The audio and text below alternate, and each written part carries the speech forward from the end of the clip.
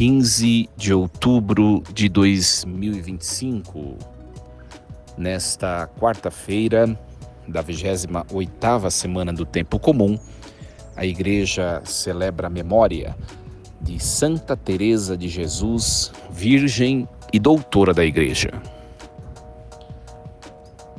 Meus queridos filhos e filhas, ouvintes da Rádio Rainha da Paz, queridos seguidores de minhas redes sociais, que alegria nos encontrarmos nessa quarta-feira. Iniciemos este nosso programa em nome do Pai, do Filho e do Espírito Santo. Amém. Muito bem, queridos, antes de nós proclamarmos a leitura de hoje e depois refletirmos sobre ela, vamos passar por essa biografia tão importante. Hoje celebramos Santa Teresa de Jesus.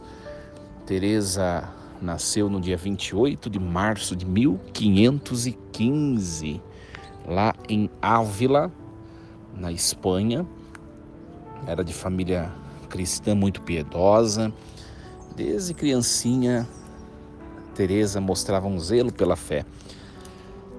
Conta-se que aos 7 anos de idade ela tentou fugir com seu irmão para morrer Marte entre os mouros. Ela mesma conta isso com graça, né? Na juventude ela passou por dilemas espirituais, entre vaidade e oração. Ingressou no mosteiro carmelita da Encarnação, assim chamado, né? Aos 20 anos. Mas a vida relaxada do convento da época dela acabou por desanimá-la.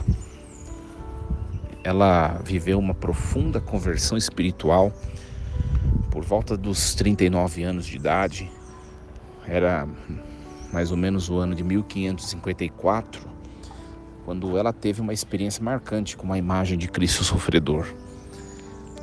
Então, a partir daí, ela começou a ter visões místicas, êxtases, e que lhe valeram incompreensões, perseguição, mas também muitos frutos espirituais, né, imensos. Então ela iniciou uma reforma da Ordem Carmelita no ano de 1562, fundou o primeiro Carmelo descalço, assim chamado, na cidade de Ávila, que é a sua cidade, né? Levava uma vida mais austera, dedicada à oração, à pobreza, à fraternidade. Então, junto com São João da Cruz, Santa Teresa também reformou também os carmelitas masculinos, né? Fundou 17 mosteiros, olha só, minha gente, ao longo de toda a sua vida. Depois ela vai falecer no ano de 1582, exatamente no ano na noite em que entrou em vigor o calendário gregoriano, né? Muito bem, é uma santa muito importante para nós católicos, tá? Para a espiritualidade católica. Talvez você não tenha tanto conhecimento. Tem algumas obras de Santa Teresa, quem gosta de ler, aqui fica a sugestão, tá? A sua autobiografia, que se chama O Livro da Vida. Depois tem um outro livro que se chama Caminho da Perfeição. Ela escreveu esse livro para poder orientar as freiras carmelitas na vida de oração, né? Então chama Caminho da Perfeição. Tem o famosíssimo, talvez seja o mais famoso livro dela, que é o Castelo Interior, ou As Moradas, né? É a obra-prima dela, né? A obra-prima. E é uma obra-prima mística cristã, né? Nós podemos dizer. Ela usa a imagem de um castelo com 7 moradas, né? É como se fossem etapas para explicar o caminho que a alma leva até se unir perfeitamente a Deus, tá? Tem um outro texto que chama Fundações, e depois nós temos poemas, orações e cartas, tá? Nesses poemas, orações e cartas, nós temos aquela frase tão bonita que várias pessoas até reproduzem por aí, né? Nada te perturbe, nada te espante, tudo passa. Deus não muda, A paciência tudo alcança. Quem a Deus tem, nada lhe falta. Só Deus basta. Uma frase que marca os textos de Santa Teresa, né? Então, uma grande reformadora, né? Como eu acabei de dizer, numa época em que os carmelitas estavam numa frieza profunda espiritual, essa mulher vem com um espírito de austeridade, de firmeza, né? De rigidez, mostrar que é necessário esforço para chegar a Deus, né? A gente não obtém êxito em relação à vida espiritual numa prática relaxada, né? Então, um grande exemplo de mística para toda a igreja, né? E depois Santa Teresa foi canonizada no ano de 1614 pelo Papa Gregório XV e foi colocada como doutora da igreja. É muito recente, né? Na década de 70, no ano de 1970. É a chamada copadroeira dos escritores, né? Espanhóis, e é uma referência espiritual para toda a igreja. Então, um grande exemplo para nós, né, gente? Eu acho que o que Santa Teresa simboliza para a igreja são os esforços que nós temos de fazer para conquistar, para amadurecer a vida espiritual, né? Acho que o maior ensinamento dela, pelo menos para mim, é isso. Não é tão simples, não é tão fácil assim, né? Então, Santa Teresa hoje interceda por todos nós. Muito bem, queridos, vamos então à leitura a leitura e a reflexão do texto que a igreja nos propõe na primeira leitura de hoje. Leitura da carta de São Paulo aos Romanos, capítulo 2, versículos do 1 ao 11.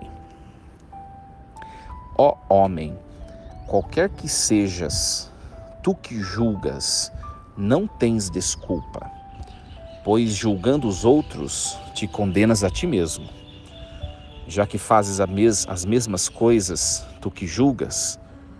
Ora, sabemos que o julgamento de Deus se exerce segundo a verdade, contra os que praticam tais coisas.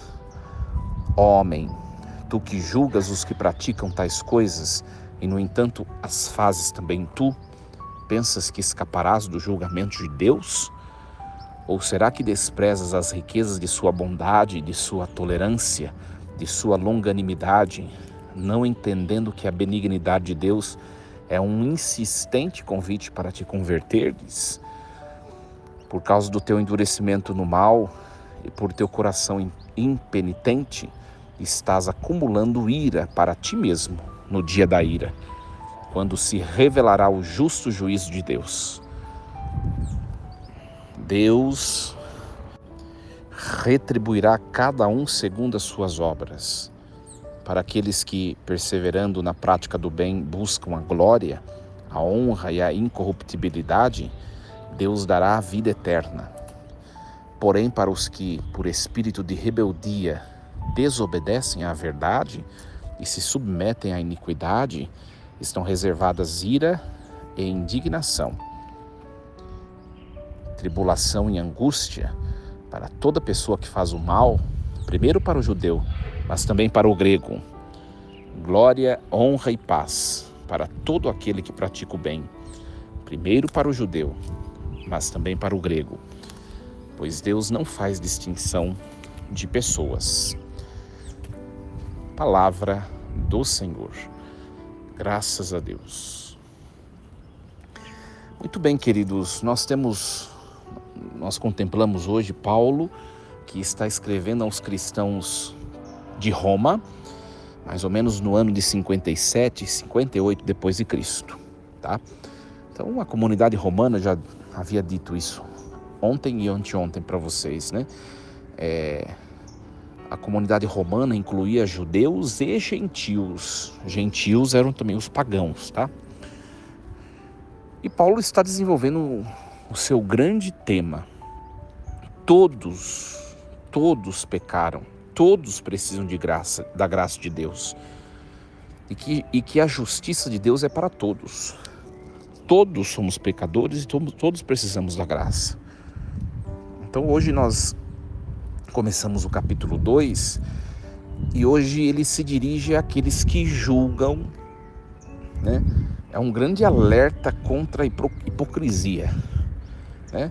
Mostra que Deus julga segundo a verdade e que há consequências tanto de bênçãos para quem pratica o bem, como também de juízo para quem pratica o mal.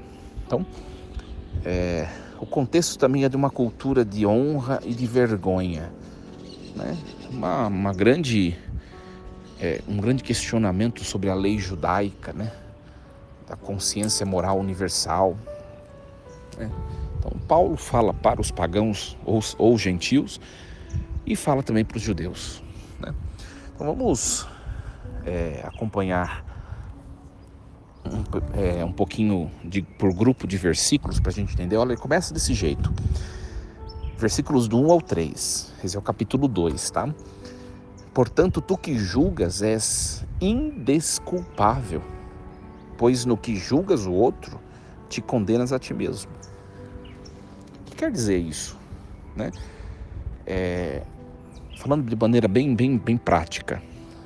Antes de nós criticarmos ou julgarmos o próximo, nós devemos examinar o nosso próprio comportamento, né? Nós temos o hábito, minha gente, de ficar enxergando falhas nos outros. Se vemos falhas nos outros, nós somos chamados a olhar para nós mesmos primeiro, tá? Então nós precisamos cultivar uma consciência, né, que reconheça que Deus vê as intenções, as motivações escondidas e que não adianta dissimular. Nós podemos enganar seres humanos, autoridades humanas, mas nós não podemos enganar Deus, né?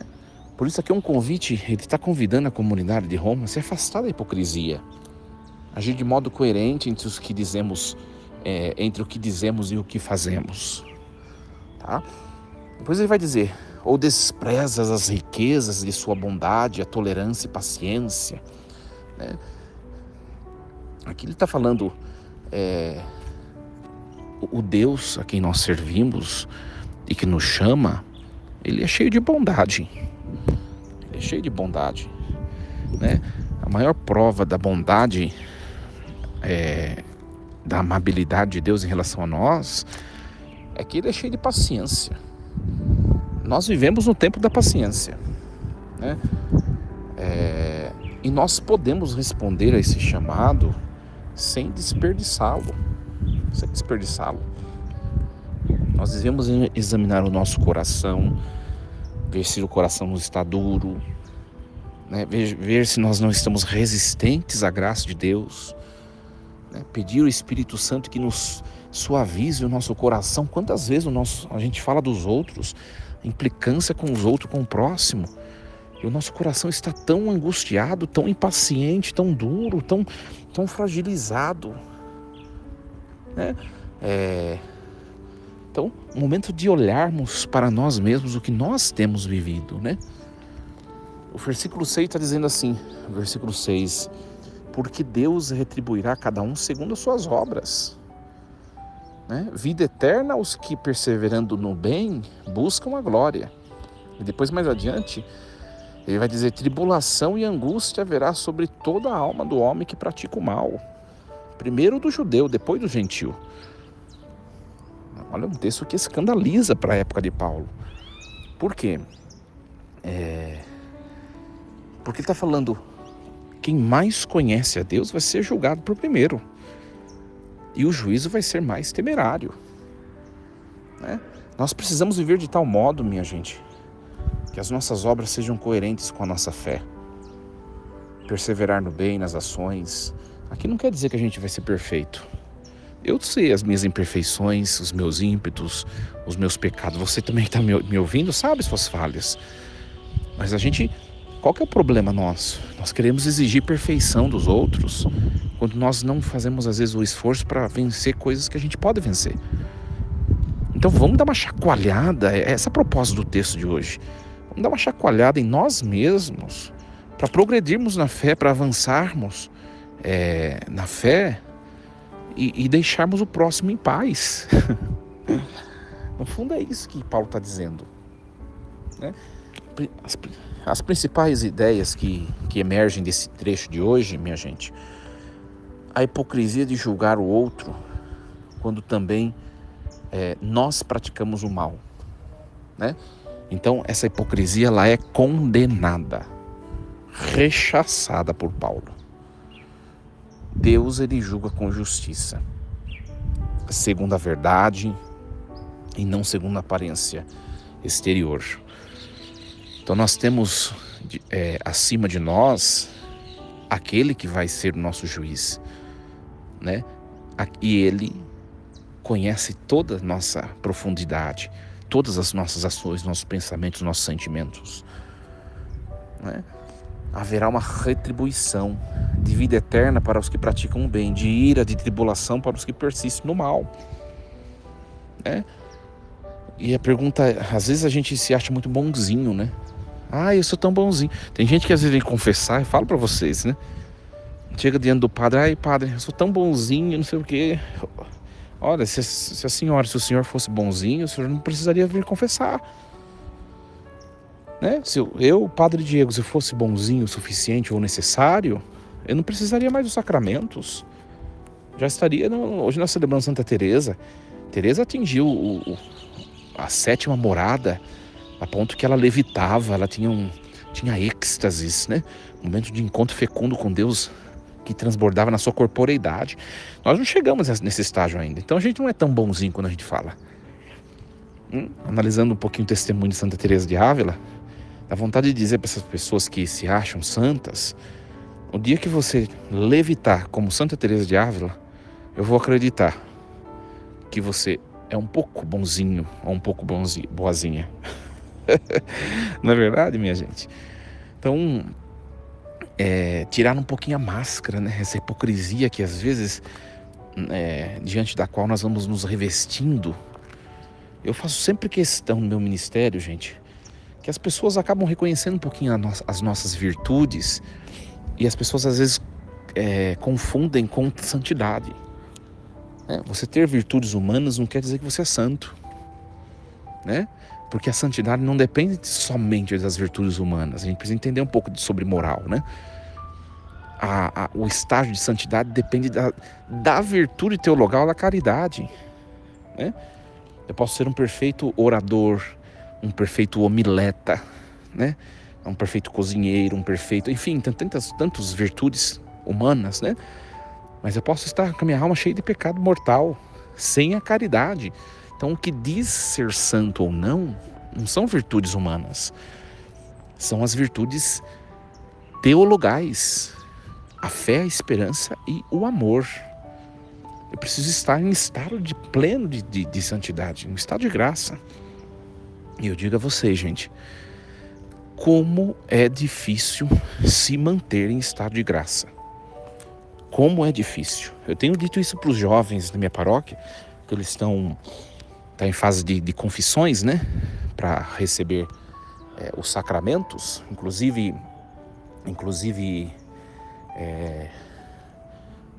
hoje, inclusive quinta-feira, aliás, eles vão se confessar, né? Para poder receber o sacramento no dia 1º de novembro. Então já comecei a atender as confissões, são vários, né?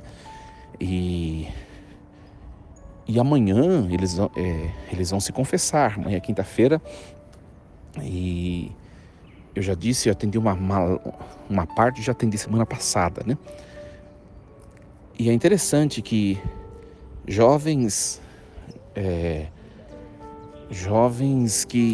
muitos jovens que voltaram a confessar agora, e a última vez que confessaram foi quando fizeram a primeira comunhão. Eu disse para eles, eu falei, olha, vocês ficaram muito tempo longe da igreja. Se vocês receberem a crisma e fazerem o mesmo, vocês estão perdendo tempo de vocês aqui. Não tem sentido mais isso.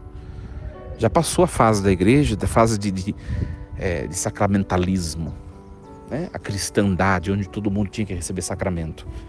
Vocês não percam tempo de vocês. Agora vocês precisam escolher, optar por Deus, eu falei para eles. Mas estou mencionando o fato dos jovens da crisma, por quê? Porque muito, eu falei para eles, vocês confessam de 6 em 6 anos, né? Se for ver bem, a gente precisa ter um padre grudado do lado da gente todos os dias para a gente confessar. Como é difícil se manter no estado de graça. Por isso que eu usei o exemplo da Crisma. E eu falei para eles, vocês não podem esperar mais 6 anos, mais 4 anos para vocês confessarem. No mínimo uma vez por ano, né? Eu recomendo o mínimo 2, né? O catecismo da igreja, a regra, o preceito é que se confesse pelo menos uma vez por ano. Eu recomendo no mínimo 2, antes da Páscoa na Quaresma e antes do Natal, no tempo do Advento. No mínimo 2. Eu, como padre, eu tenho procurado me confessar quinzenalmente, né? Esses tempos passaram muito tempo e agora voltei, né, para tentar pegar firme. E não é fácil, gente, a gente lidar com o sagrado, lidar com o sacramento ali, com o coração cheio de mácula. Não é fácil, não. Não é fácil. E como é difícil a gente se manter em estado de graça. Acontece uma coisinha, já que a gente consente, já era. Tem que confessar. Mas a gente não pode brincar com o sacramento, né? A gente tem que ir buscando transformação, né? Mesmo que seja trabalho de formiguinha, né? Bem devagar. Eu sempre digo isso, mas a gente precisa. Então, hoje, peçamos ao Senhor, Senhor, tire todo traje de hipocrisia, seja nos nossos pensamentos ou nas nossas falas, que às vezes a gente julga muitos outros, fica condenando os outros e a gente faz coisas ocultas que não agradam a Deus. Ser verdadeiros e deixar a vida do outro em paz. Essa é a mensagem desta quarta-feira. Que Santa Teresa de Ávila interceda por nós, ela que na sua rudeza e exigência para si mesma ela chegou ao ápice da vida cristã, que seja um exemplo e interceda por nós nesse dia.